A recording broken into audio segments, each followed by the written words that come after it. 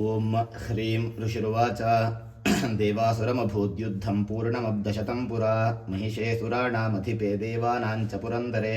तत्रासुरैर्महावीर्यैर्देवसैन्यं पराजितं जित्वा च सकलान् देवानिन्द्रो भून्महिषासुरः ततः पराजिता देवाः पद्मयोनिं प्रजापतिं पुरस्कृत्य गतास्तत्र यत्रेष गरुडध्वजौ यथा वृत्तं तयोस्तद्वन्महिषासुरचेष्टितं त्रिदशाः कथयामासुर्देवाभिभवविस्तरम् सूर्येन्द्राग्न्यनिलेन्दूनां यमस्य वरुणस्य च अन्येषां चाधिकारान् स स्वयमेवाधितिष्ठति स्वर्गान् निराकृताः सर्वे तेन देवगणा भुवि विचरन्ति यथा मर्त्या महिषेण दुरात्मना एतद्वः कथितं सर्वममरारिविचेष्टितं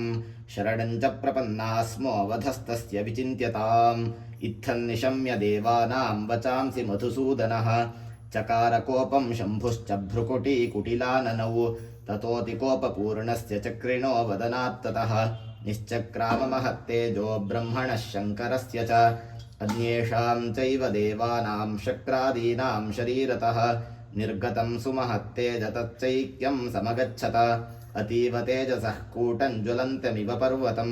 ददृशुस्ते सुरास्तत्र ज्वालाव्याप्तदिगन्तरम् अतुलं तत्र तत्तेजः सर्वदेव शरीरजम् एकस्थं तदभून्नारी व्याप्तलोकत्रयं त्विषा यदभूच्छाम्भवं तेजस्तेनाजायत तन्मुखम् याम्येन चाभवन् केशा बाहवो विष्णुतेजसा सौम्येन स्तनयोर्युग्मं मध्यं च इन्द्रेण चाभवत् वारुणेन च जङ्घोरुनितम्बस्तेजसा भुवः ब्रह्मणस्तेजसा पादौ तदङ्गुल्योऽर्कतेजसा वसूनां च कराङ्गुल्यः कौबेरेण च नासिका तस्यास्तु दन्ताः सम्भूताः प्राजापत्येन तेजसा नयनत्रितयं जज्ञे तथा पावकतेजसा भ्रुवौ च सन्ध्ययोस्तेजश्रवणामनिलस्य च अन्येषां चैव देवानां सम्भवस्तेजसां शिव ततः समस्तदेवानां तेजोराशिसमुद्भवां तां विलोक्य मुदं प्रापुरमरा महिषार्दिताः ततो देवादुदुस्तस्यै स्वानिस्वान्यायुधानि च शूलं शूनाद्विनिष्कृष्य ददौ तस्यै पिनाकधृक् चक्रं च दत्तवान् कृष्णः समुत्पाट्य स्वचक्रतः शङ्खं च वरुणः शक्तिं ददौ तस्यै हुताशनः मारुतो दत्तवांश्चापं बाणपूर्णे तथेषुधि वज्रमिन्द्रः समुत्पाट्य कुलिशादमराधिपः ददौ तस्यै सहस्राक्षो घण्टामैरावताद्गजात् कालदण्डाद्यमो दण्डं पाशं चाम्बुपतिर्ददौ प्रजापतिश्चाक्षमालां ददौ ब्रह्मा कमण्डलुं समस्तरोमकूपेषु निजरश्मीन् दिवाकरः कालश्च दत्तवान् खड्गं तस्यै चरम च निर्मलं क्षीरोदश्चामलं हारमजरे च तथाम्बरे चूडामणिं तथा दिव्यं कुण्डले कटकानि च अर्धचन्द्रं तथा शुभ्रं केयूरान् सर्वबाहुषु नूपुरौ विमलौ तद्वद्ग्रैवेयकमनुत्तमम् अङ्गुलीयकरत्नानि समस्तास्वङ्गुलीषु च विश्वकर्मा ददौ तस्यै परशुं चातिनिर्मलम् अस्त्राण्यनेकरूपाणि तथा भेद्यं च दंशनम् अम्लानपङ्कजां मालां शिरस्युरसिजापराम् अददज्ज्वलदिस्तस्यै पङ्कजं चातिशोभनं हिमवान् वाहनं सिंहं रत्नानि विविधानि च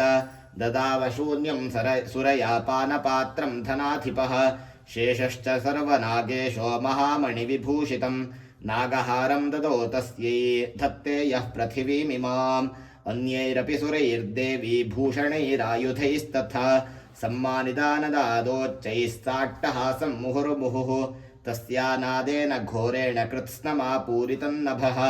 अमायताति महता प्रतिशब्दो महानभूत् चुक्षुभुः सकला लोकाः समुद्राश्च च कम्पिरे चचालवसुधा चेदुः सकलाश्च महीधराः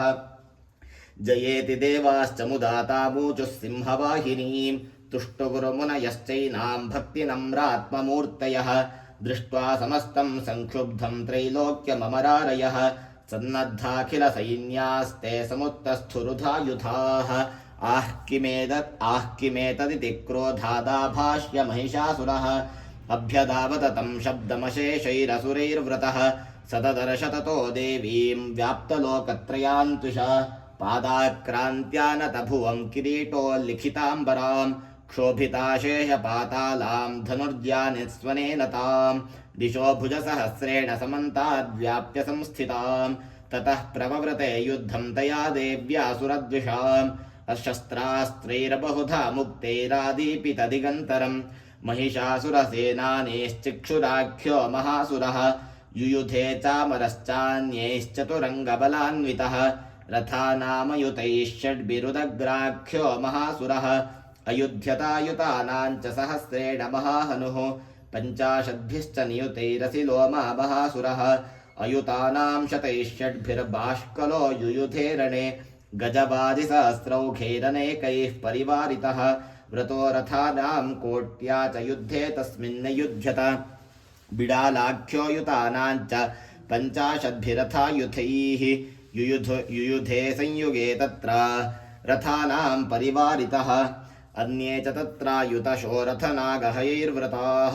युयुधुः संयुगे देव्या सह तत्र महासुराः कोटिकोटिसहस्रैस्तु रथानां दन्तिनां तथा हयादां च व्रतो युद्धे तत्राभून् महिषासुरः तोमरैर्भिन्दिपालैश्च शक्तिभिरमुसलैस्तथा युयुधुः संयुगे देव्या खड्गैः परशुपट्टिशैः केचिच्च चिक्षुपुः के शक्तेः केचित् पाशांस्तथा परे देवीं खड्गप्रहारैस्तु ते तां हन्तुं प्रचक्रमुः सापि देवी ततस्तानि शस्त्राण्यस्त्राणि चण्डिका लीलयैव प्रतिच्छेदनिजशस्त्रास्त्रवर्षिणी अनायस्तानना देवी स्तूयमानासुरर्षिभिः मुमोचासुरदेहेषु शस्त्राण्यस्त्राणि चेश्वरी सोऽपि क्रुद्धो दुतसटो देव्या वाहनकेसरी चचारासुरसैन्येषु वनेष्विवहुताशनः निःश्वासान् मुमुचेयांश्च युध्यमाना रणेऽम्बिका त एव सद्यः सम्भूता गणाश्शतसहस्रशः